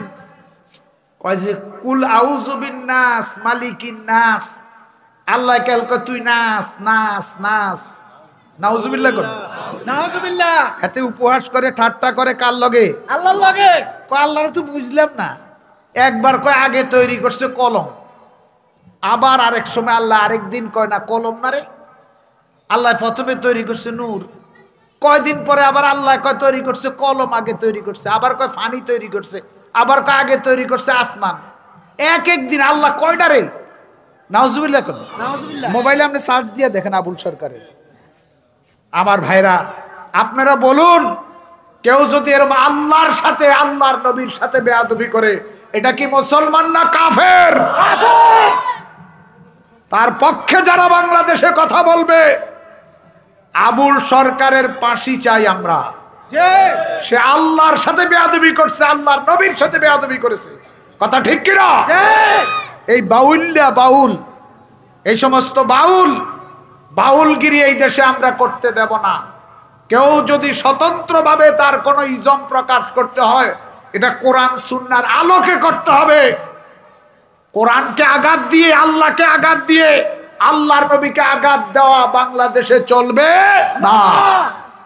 3 লক্ষের উপরে মসজিদ যেই দেশে, আমার ভাইরা 18 কোটি তৌহিদি জনতা যেই দেশে, যেই দেশে টুপির দেশ, শাহজালালের দেশ, শাহপরানের দেশ, আউলিয়ায়ে কেরাম যেই দেশের মাটির নিচে শায়িত, সেই দেশে ইসলাম নিয়ে কেউ বেয়াদবি করবে, এই দেশের তৌহিদি জনতা তা কখনো বরদাস্ত করবে না। এই জন্য রাজি আছি, প্রস্তুত আছি। কে কে 2 হাত তুলে আল্লাহরে দেখা। নারে তাকবীর, আল্লাহু আকবার, নারে তাকবীর, আল্লাহু আকবার। ইসলামের শত্রুরা হুঁশিয়ার সাবধান, আল্লাহর রাসূলের শত্রুরা হুঁশিয়ার সাবধান, আল্লাহর শত্রুরা হুঁশিয়ার সাবধান। নারে তাকবীর, আল্লাহু আকবার। আলহামদুলিল্লাহ বলি। গাল ছাড়া খোয়াইলাম, দাঁতটি খুলি ফেলবো বেটা। এই দেশে সাহস যদি থাকে, হানিসের মিয়ার বাজারে কইয়া দেখ, একটা দাঁতও থাকবে না। কথা ঠিক কিনা? আর একজনের পায়েও জুতা থাকবে না, সব তোর গালে। কথা ঠিক কিনা? মুসলমান মজবুত থাকেন। এই দেশের মুসলমানের একটা জায়গায় দুর্বলতা আছে, এই দুর্বলতার থেকে আমরা উত্তীর্ণ হতে হবে। সেটা হলো এই দেশ বিভিন্ন রং দ্বারায় রঙ্গিত, বিভিন্ন পীরের মুরিদ, বিভিন্ন বাগানের ফুল আছে এই দেশে। আমরা এই কারণে নিজেদের মধ্যে একটু ডলাডলি, দূরত্ব বজায় রাখি, চলতে পারি না। ইসলামের ব্যাপারে সবসময় আমরা এক আছি, কথা ঠিক কিনা? আমাদের আল্লাহ এক, নবী এক, কোরআন এক, এক জান্নাতে পৌঁছবো, কথা ঠিক কিনা? ছোট্ট ছোট্ট কিছু মাসলা আছে, এগুলি নিয়ে মত বিরোধ থাকবে। এটা আমি আপনারে ঠিক করতে পারবো না, আপনি আমারে ঠিক করতে পারবেন না, কিন্তু মুসলমান হিসাবে আমি মুসলিম, আমার বড় পরিচয়, আমি আল্লাহর নবীর উম্মত, কথা ঠিক কিনা? আমাকে মার রব্বুক এই প্রশ্ন যেমন করা হবে, আমাদিনুক যেরকম প্রশ্ন করা হবে, আমান হাজার রাজুল নবীজির ব্যাপারে প্রশ্ন করা হবে কবরে, কথা ঠিক কিনা? আমার প্রিয় ভাইরা, এক নম্বর হলো পিতামাতা। পিতামাতার চেয়ে আল্লাহর রাসূলকে বেশি ভালোবাসতে হবে। পিতামাতার যে মর্যাদা এটা দিবই। মুসলিম পিতামাতা হলে তাদের জন্য খেদমত, সেবা, যত্ন, মায়ের খেদমত করব, মায়ের পায়ের নিচে জান্নাত, বাপের সেবা করব, আমার ভাইরা এগুলি সব করব। কিন্তু মা বাপ যদি ইসলাম বিরোধী কিছু বলে আমি সেটা মানব না। দুই নম্বর হলো পিতামাতার চেয়েও এক নম্বর আল্লাহর নবীকে বেশি মহব্বত করতে হবে, আল্লাহর বিধানের দাম বেশি দিতে হবে। দুই নম্বর হলো সন্তান সন্ততি। সন্তান সন্ততির চেয়েও আল্লাহ রাসূলকে বেশি মহব্বত করতে হবে। রাজি আছেন? সন্তানের নাম ভালো নাম রাখেন, ভালো নাম রাখলে এটার একটা প্রভাব পড়বে। আমরা যে ট্যাবলেট, চকলেট, হেলে না, খেলে না, ডুলে না, লড়ে না, এরকম নাম আছে না নাই? এটি আল্লাহর হস্তে বাদ দেন, সুন্দর নাম রাখেন। কিয়ামতের দিন, দুনিয়াতে না, শুধু কিয়ামতের দিনে না, কিয়ামতের দিন আল্লাহ যে ডাকবে, কি করে ডাকবে? নবীজি বলছে কিয়ামতের দিন তোমাদেরকে ইন্নাকুম তুদাউনা ইয়াউমাল কিয়ামাতে বিআসমাইকুম ওয়া আসমাই আবাইকুম। কিয়ামতের দিন ওয়া আবনাইকুম, কিয়ামতের দিন আল্লাহ পাক যখন মানুষ বান্দাদেরকে ডাকবে, আপনার নাম আব্দুস সত্তার, কখনো আল্লাহ ডাকবে আব্দুস সত্তার, আবার কখনো ডাকবে আপনার সন্তানের নাম ধরে, আব্দুল করিমের আব্বা। এখন আমাদের বড় সন্তানের নাম ধরে আমাদেরকে মানুষ বাড়ির সামনে ডাকে কিনা? কথা কয় না। সমাজের মধ্যে আমার বড় সন্তানের নাম ধরিয়ে আমার মা আমারে মাঝে মাঝে নুরুজ্জামান কয়, আবার জোবাইরের বাপও কয়। আমার সন্তানের নাম ধরে আমার নামও ডাকে, আমার সন্তান বড় সন্তানের নাম ধরে কিয়ামতের মাঠেও আল্লাহ পাক ডাকবে যে হে, আপনার বান্দার নাম ধরে ডাকবে অথবা বান্দার সন্তানের নাম ধরে ডাকবে। যদি আপনাকে এইভাবে ডাকে, এই বাতাসের বাপ, বাতাস রাখছেন মাইয়ার নাম, তুফানের বাপ, শরম পাইয়া মাথাটা নিচের দিকে দিয়া, সেদিন এক লজ্জা হাসরের মাঠে, কথা ঠিক কিনা? সন্তানের সুন্দর নাম রাখবেন। সন্তানের প্রতি আমাদের কত মায়া। আম্মাজান আয়েশা থেকে একটা হাদিস আছে, তিনি বলেন ক্বালাত জাআতনি ইমরাতুন ইনদি, আমার কাছে আম্মাজান আয়েশা বলেন আমি ঘরে ছিলাম, নবীজির প্রিয়তমা স্ত্রী আমাদের মা হযরত আয়েশা বলেন আমার ঘরের সামনে একজন মহিলা আসলো, মিসকিনা, নিশ্চয় কিচ্ছু নাই, গরিব, এসে আমাকে ডাকলো, বাড়িওয়ালা আছেন? এই ঘরে যিনি তিনি আছেন? আম্মাজান আয়েশা বলেন আমি গেলাম, যা বললাম যে আপনি কি কিছু চান আমার কাছে? কারণ আমি আমার এই দুইটা সন্তান, দুইটা মেয়ে, আমার এই দুইটা মেয়ে, ওই ফকির মা বলতেছে আমার দুইটা মেয়ে আমার পিছনে, আজকে কয়েকদিন ওদের মুখে খাবার দাবার দিতে পারি না, দানা পানি দেওয়ার সামর্থ্য আমার নাই, আল্লাহর ওয়াস্তে আপনি নবীর স্ত্রী, ঘরে যদি থাকে কিছু আমাকে দেন। সুবহানাল্লাহ, সুবহানাল্লাহ। আম্মাজান আয়েশা বলেন আমার ঘরে মাত্র 2টা বা 3টা খেজুর, রাওয়ায়েতের বিভিন্নতা আছে। আমার ঘরে 2টা খেজুর ছিল, এই 2টা খেজুর আমি ওই অভাবী মায়ের হাতে দিলাম। দেওয়ার পরে যখন ওনার হাতে দিলাম, আমি নিজে দেখলাম, আম্মাজান আয়েশা বলেন, ওই মা, যেই মায়ের 2টা সন্তান, 2টা মেয়ে সন্তান পিছনে পিছনে, ওই ফকির মা একটা খেজুরকে প্রথম 2 ভাগ করছে, 2 ভাগ করে 2 মেয়েকে দিছে। দ্বিতীয় খেজুরটা কি করবেন চিন্তা করতেছেন, দ্বিতীয় খেজুরটাকে আবার 2 ভাগ করছে, 2 মেয়েকে দিছে। আল্লাহু আকবার। মা কিন্তু কিছু এতদিন খায় নাই, 2টা মেয়েও খাওয়ার কিছু নাই, পাইলেন মাত্র 2 খেজুর, 2 মেয়েকে অর্ধেক অর্ধেক করে 2 বারে দান করে দিলেন মা। মায়ের পেট খালি। আল্লাহু আকবার, আল্লাহু আকবার। আপনার মা, আমার মাও কিন্তু ছোট কালে এমন করছে, কথা ঠিক কিনা?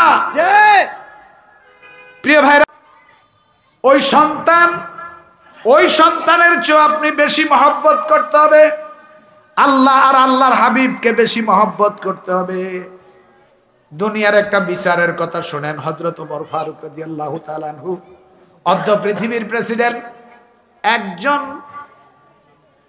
একজন বাবা আসছে, আয়েশা হযরত ওমর ফারুক রাদিয়াল্লাহু তাআলার দরবারে একটা বিচার দিছে।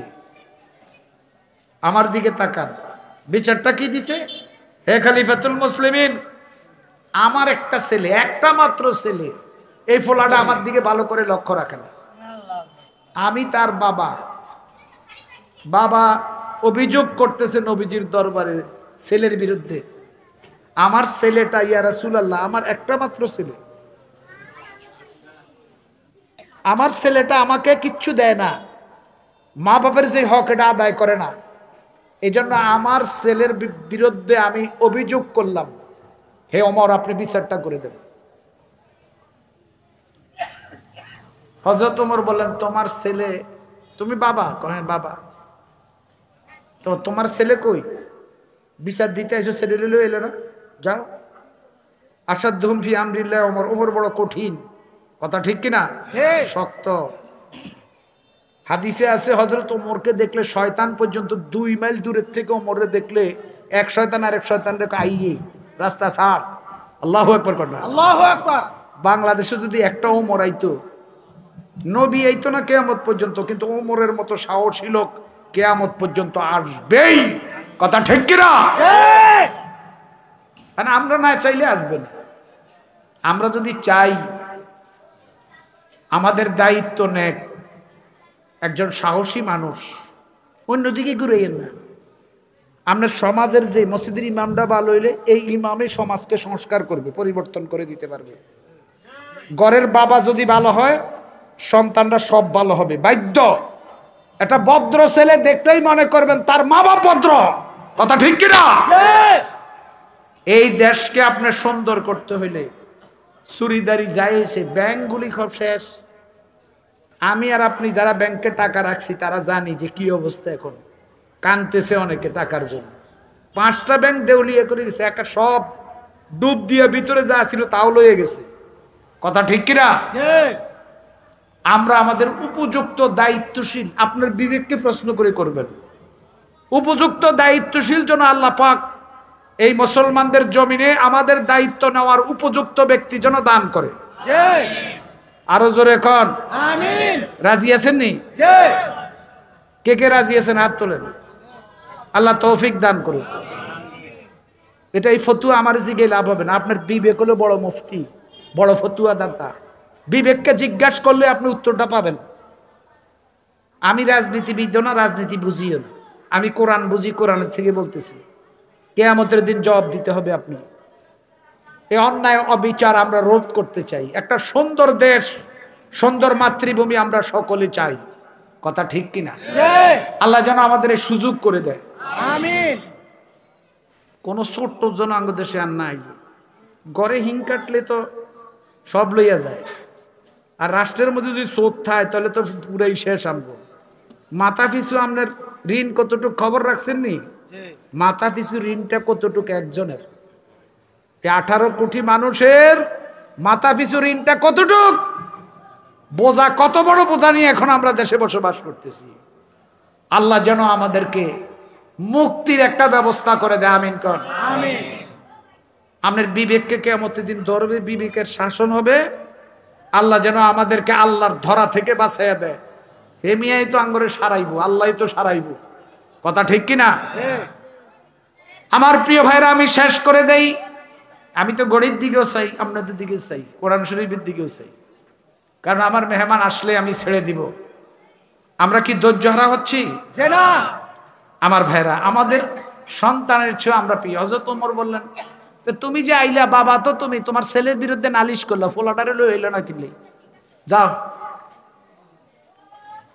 এখন বাবা বাড়িতে যায়, ছেলেরও লইস। ওমর ফারুক রাদিয়াল্লাহু তাআলার সামনে এখন ছেলেও বাবাও। নবীজি কো, তোমরা তো দোনোজনে আর পিছে নজর, সুবহানাল্লাহ কোন সুবহানাল্লাহ। বাপ ছেলে দোনোজনে তো আমার পিছন নামাজি। এই ছেলে, তোমার বাবা একটা অভিযোগ করছে। অর্ধ পৃথিবীর প্রেসিডেন্ট জিজ্ঞেস করতেছে, অর্ধ পৃথিবীর প্রেসিডেন্ট।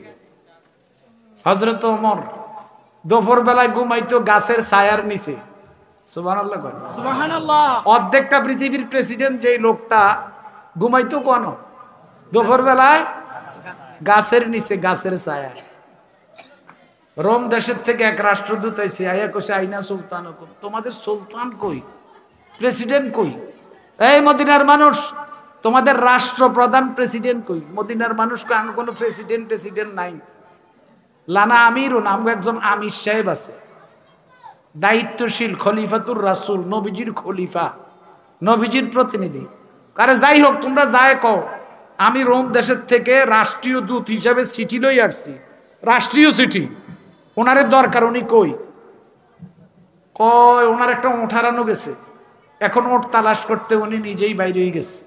আমগো দেশে যদি মেম্বরের গরু হারানো যায়, এলাকার সব লোক লাইন না যায় গরুর নেই, কথা ঠিক কিনা? আর অর্ধ পৃথিবীর প্রেসিডেন্ট, ওনার ওঠ হারানো গেছে। নারায়ে তাকবীর, আল্লাহু আকবার। নারায়ে তাকবীর। প্রধান মেহমানের আগমন, মোল্লা নাজিম সাহেবের আগমন। এমনি কইলে উনি মনে করব, না তারা তো আমাকে সঠিকভাবে রিসিভ করে নাই। মেহমান আইসেন, খুশি হয়েছেন না? উনি এসে গেছে, আলহামদুলিল্লাহ কোন। আমি আর আউগাই না, এমনি পয়েন্টগুলি একটু আগেও বলছি, এখনো বলি। কি হয়েছে তোমার বাবা যে তোমার বিরুদ্ধে নালিশ করছে? রাষ্ট্রদূতরে সবাই বলতেছে যে আমাদের প্রেসিডেন্ট ওমর নিজের ওঠ হারানো গেছে, এটা তালাশ করতে। আরে প্রেসিডেন্ট, অর্ধেক প্রেসিডেন্ট, অর্ধ পৃথিবীর, উনি নিজের ওঠ হারানো গেছে, এটারে খুঁজতে নিজেই বাইরে হয়ে গেছে। কোনো চৌকিদারও কয় না, কোনো পুলিশও, কোনো আর্মিরও কয় না। সুবহানাল্লাহ কোন সুবহানাল্লাহ। টয়তে যায় যে এক গাছের নিচে ঘুমাইতেছে খলিফাতুল মুসলিমিন হযরত ওমর, ঘুমাইতেছে নাক ডাইক্কা। কোনো কেউ ফারাদার নাই, প্রটোকল নাই, পুলিশ নাই, কিচ্ছু নাই, আর্মি নাই, র্যাব নাই, চিতা নাই। হযরত ওমর নিজেই ঘুমাইতেছে। এরপরে উনি অনেকক্ষণ বইয়ে রয়েছে। রাষ্ট্রদূত হেতার সাহস আছে না ওমরের কিছু কইতো? উনি অর্ধ পৃথিবীর প্রেসিডেন্ট সাহেব ঘুমের থেকে যখন উঠছে, তখন বলতেছে, ওমর আদালতা ফানিমতা, আপনি ন্যায় বিচার করছেন, এই সমাজে ন্যায় বিচার প্রতিষ্ঠা করছেন আপনার রাষ্ট্রে, এই জন্য আপনি খুব শান্তিতে আছেন, আরামে ঘুমাইতে আছেন। আল্লাহু আকবার করবেন। আল্লাহু আকবার। কোন পাহারাদার নাই, আপনার পাহারাদার কে? আল্লাহ।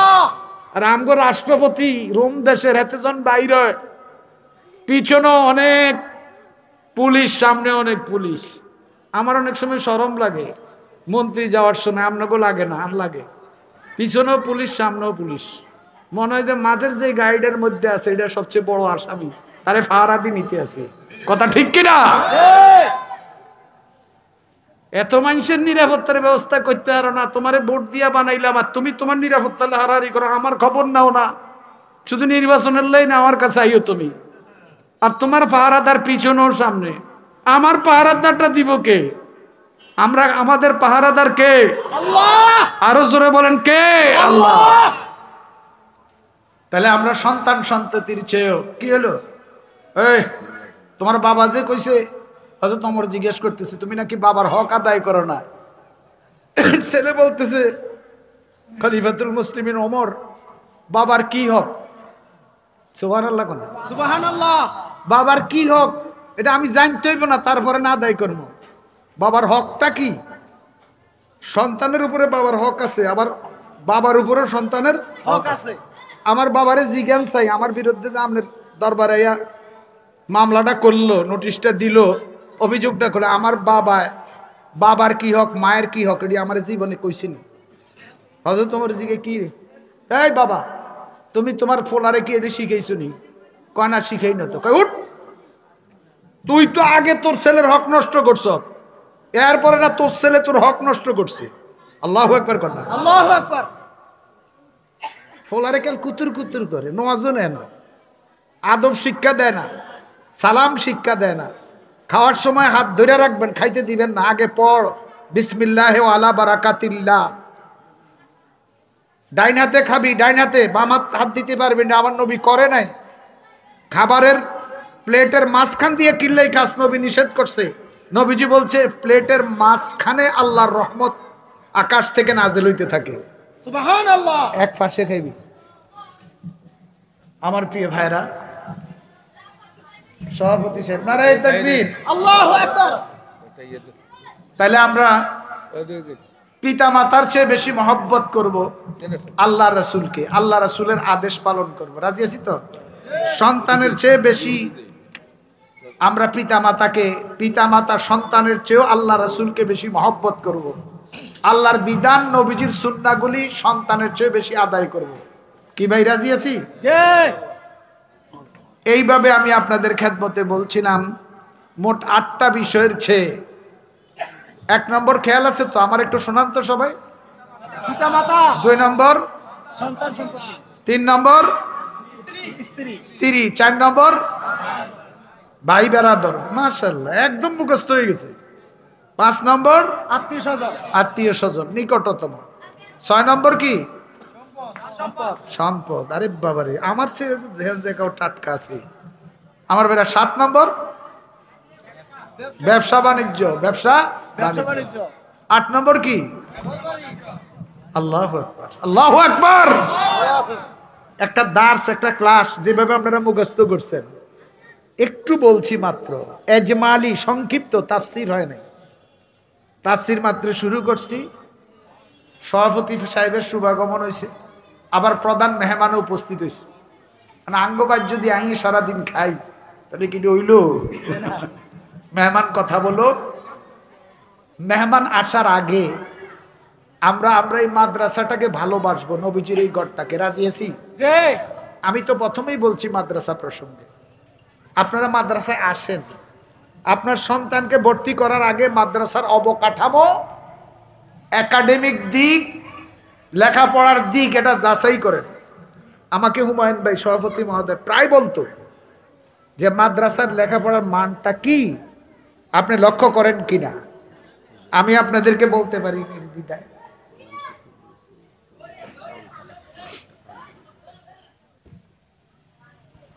আমি আপনাদেরকে নির্দ্বিধায় বলতে পারি, আনন্দ চিত্তে বলতে পারি, আপনি আপনার সন্তান ভর্তি করার আগে মাদ্রাসায় আসেন, ছাত্রদের অবস্থা দেখেন, আপনি, আমার মনে হয় আপনি খুশি হয়ে আপনার সন্তানকে, আমরা ভার্সন ভিত্তিক পড়াশোনা করাবো।